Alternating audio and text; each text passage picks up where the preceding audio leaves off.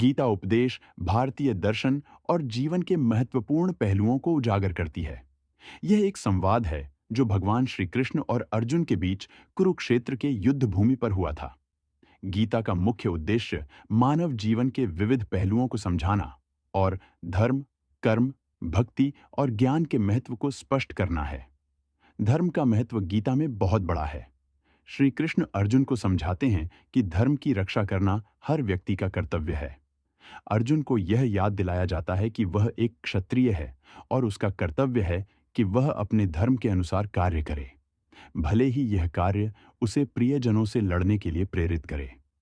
गीता में यह स्पष्ट किया गया है कि धर्म का पालन करना व्यक्ति की जिम्मेदारी है और इससे समाज की भलाई होती है।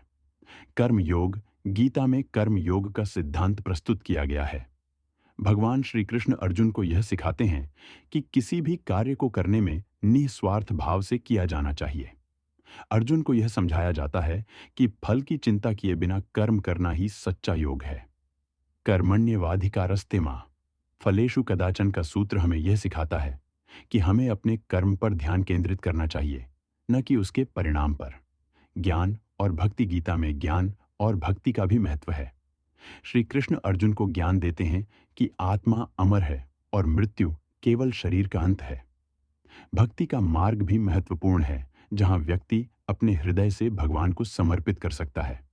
यह समर्पण ही व्यक्ति को आत्मा के वास्तविक स्वरूप को पहचानने में मदद करता है। आत्मा का सिद्धांत, गीता में आत्मा के अमृतत्व का सिद्धांत भी महत्वपूर्ण है। आत्मा न जन्म लेती है और न ही मरती है, यह केवल शरीर के परिवर्तन से गुजरती है। इस सिद्धांत के माध्यम से अर्जुन को यह समझाने की कोशिश की गई है कि उसे अपने प्रियजनों के साथ युद्ध से डरने की आवश्यकता नहीं है, क्योंकि आत्मा कभी समाप्त नहीं होती। संतुलन और संयम, गीता में संतुलन और संयम का भी उल्लेख किया गया है। जीवन में सुख दुख, जीत हार, लाभ हानि आदि का संतुलन बनाए रखना आवश्यक है। श्री कृष्ण अर्जुन को सिखाते हैं कि मानसिक स्थिरता और संयम ही जीवन की सच्ची सफलता है। निष्कर्ष, गीता उपदेश केवल धार्मिक ग्रंथ नहीं, बल्कि यह जीवन जीने की एक शैली है।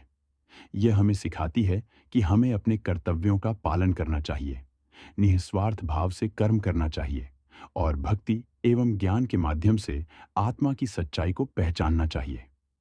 गीता के उपदेश आज भी मानवता के लिए प्रेरणा स्रोत हैं और जीवन की जटिलताओं को सरल बनाते हैं। इन उपदेशों के माध्यम से गीता हमें जीवन के सही मार्ग पर चलने की प्रेरणा देती है और हमें सिखाती है कि हर परिस्थिति में हमें